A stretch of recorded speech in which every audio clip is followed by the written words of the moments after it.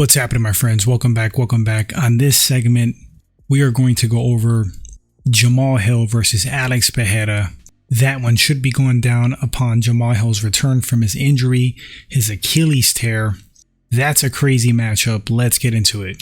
All right, quickly talking about Jamahal Hill, I have to admit I have underestimated Jamahal Hill's abilities over the years, and the guy just keeps proving me wrong. Case in point, I thought when he fought Glover Teixeira that Glover was going to be able to take him down and have his way on the mat. That wasn't the case. That's just one fight. Jamahal Hill's a character. He's brash. He's outspoken. Right now, it doesn't look like he's too loved by the fans, but you can't take away the guy seems like a hard worker. He seems to constantly evolve and improve, and you really cannot count him out. He's deceptively good, and it sounds weird to say that because he's been a world champion. He wasn't defeated. He didn't lose his belt via losing. He lost his belt via injury. He relinquished it. So to say that he's deceptively good, it sounds weird. You're calling a world champion deceptively good. But it's true, I think a lot of fans underestimate his abilities and his ability to evolve and grow as a fighter. Every time the guy's out there, he looks like a better version of himself. Not to say that he doesn't have holes, and I can go over one area that seems like a quote weakness. He leaves himself open. Now, Jamahal Hill's been defensive about this. I've seen him go back and forth with fans, talk about how great his defense is with examples, his head movement, how he rolls with punches. But even still, that may be the case. Maybe everything doesn't land flush, but there's opportunity to hit him. And to his credit, that occurs because he goes for it. He goes for the knockout. He's aggressive. He's an exciting fighter. He doesn't play it safe. And when you don't play it safe, you leave yourself open. That's why it's courageous. That's why I admire guys that go for it. But yeah, him swinging for the fences, getting a little bit reckless, chasing the knockout, those are going to be openings that Alex Pereira can exploit. Alex Pereira has rocks for hands. The guy clips you, he hits you, you're going to get hurt or you're going to go unconscious. One of his best weapons is that left hook. Now with Jamahal Hill being a southpaw and Alex Pereira being orthodox, he can apply that left hook in several ways that's still dangerous. He can throw hooks to the body when Jamal overextends himself with a jab, let's say. Slip to the outside, left hook right to the ribs. He can come under with an uppercut, slipping left. He can slip right and come over the top with an overhand left that could clip Jamal on his right side. But conversely, there's openings for Jamahal Hill as well. Equal openings, him being southpaw. But yeah, you can't make too many mistakes with Alex Pereira because if you do, you're going to get knocked unconscious, waking up looking at the cage lights. Who's overall more well-rounded? I'm going to say Jamahal Hill. Those are my honest feelings about that. I do think Jamal has more overall skill everywhere. Now, I know Alex has been working with Glover Teixeira. He's his mentor. His ground game is coming along, but I haven't really seen much offensively from Alex. It seems like when he's on the floor, especially off his back, he's not really trying to work sweeps. He's not necessarily going for submissions.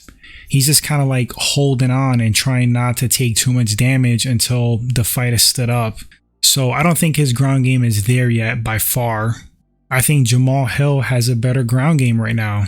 Not to say that he's Damian Maia out there or has like the craziest ground and pound like John Jones, vintage John Jones, but I think he's more dangerous on the floor. As far as the stand-up, who's more dangerous standing, I think both of these guys are equally dangerous to each other. I 100% think they could both knock each other out. In the clean technical ability, I gotta go with Alex Pereira. They both have crazy power.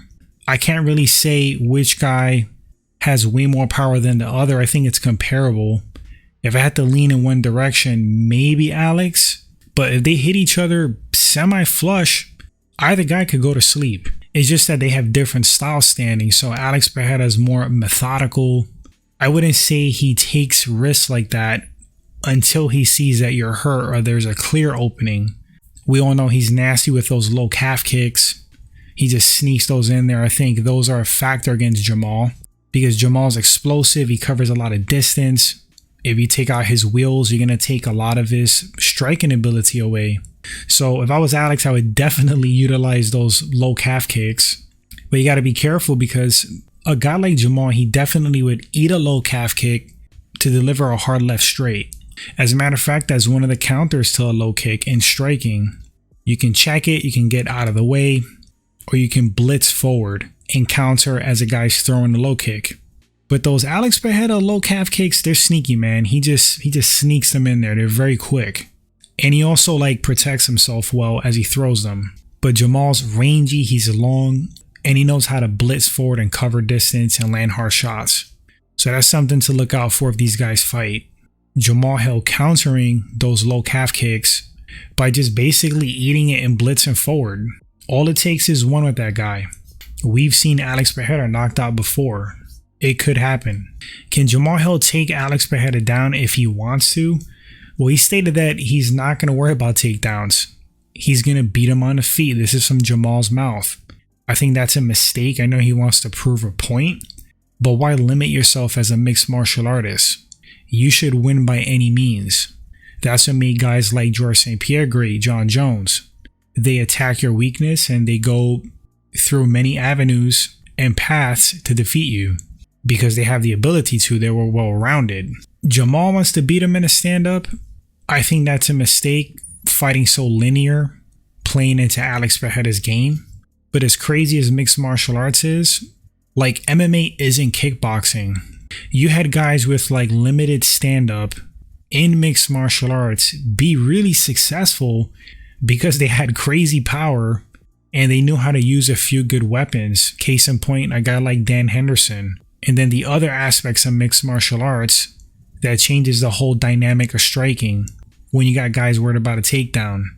In a mixed martial arts sense, even though Alex has a way higher pedigree in striking with his glory kickboxing background and accomplishments, on the feet, it should be a competitive fight. Jamal is a very good, effective mixed martial arts striker, very dangerous. But can Jamal take him down if he wants to take him down? I'm not sure. Alex Pereira is a strong guy. His takedown defense is constantly improving. The guy's super tall, long legs. Those long leg guys are difficult to take down. They know how to post with their long legs. And if they can maintain balance, they're a pain to take down. You can try high crotch singles. Those could work. Obviously wrap up the legs completely, double legs, turn a corner. But I really haven't seen that kind of wrestling ability per se from Jamahal. So I'm not sure if he could take Alex down. Consistently, I mean. This one might be mostly a striking battle. I mean, that's what Jamahal wants. So great chance that it is. Cardio and conditioning, I think I'm going to give the edge to Jamahal. We've already seen Alex kind of like slow down a light heavyweight. Maybe he's getting more acclimated to the weight class for mixed martial arts. But yeah, cardio and conditioning, I go with Jamahal. I think if he pushes the pace and he survives in the earlier rounds, he's going to greatly improve his odds of winning the fight. Because I think Alex would slow down a tad. Ultimately, who am I picking to win this fight? I mean, this is a really tough pick for me because I have cases in my head and avenues for both guys to win. But I'm going to make a pick regardless. Jamahal fights very reckless. On one hand, I clearly see Alex Pereira catching him eventually and stopping the fight, winning. On the other hand, I see Jamahal being underestimated again, going out there and putting it on Alex. Taking Alex's shots, still hanging in there, putting the pressure, wearing Alex down, landing shots, and putting him away. It's a pick'em fight for me, damn near 50-50, but I'm going to make a pick. I'm going to go Jamahal. I think he's more accustomed to the weight class for mixed martial arts. I think he does have the ability to weather the storm, chip away, wear at Alex, and get the TKO or flat out knockout finish. I don't think it would come early, probably from the third round on. In my head, I could see Alex finishing him earlier. But I think if Jamal passes the first two rounds, I think he might start taking over the fight. Maybe Jamal's style and recklessness chasing a knockout, maybe that's going to play right into Alex's game. And it might. I don't think it would be wise of Jamahal to exchange with Alex in the center of the cage, because I think Alex Pereira is going to use his length, his technical ability to just chip away at Jamahal Hill. And I think he would get the better of the exchanges in the center of the octagon. But if Jamahal Hill can figure out how to close the distance, push Alex against the cage, have his back to the cage a little bit, where it's going to limit Alex's movement and ability to evade shots. I mean, I think Jamahal Hill's quick enough to start landing in that situation where Alex is kind of boxed in and he's picking his shots from there, blitzing in, doing work and damage. But again, you close the distance on Alex and you go for it. This guy could just crack you with a left hook, a left shuffle punch.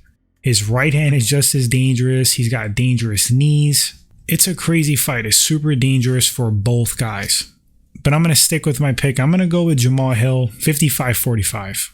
I may be dead wrong, but look, I've underestimated Jamahal Hill in the past. I'm not going to do it this time. I do give him a shot at beating Alex Pereira. But guys, let me know in the comment section who takes this fight and why. Thanks for listening. Thanks for watching. Appreciate it a ton. Eager to read your comments and picks. And until the next segment, my friends, you all take care. Later.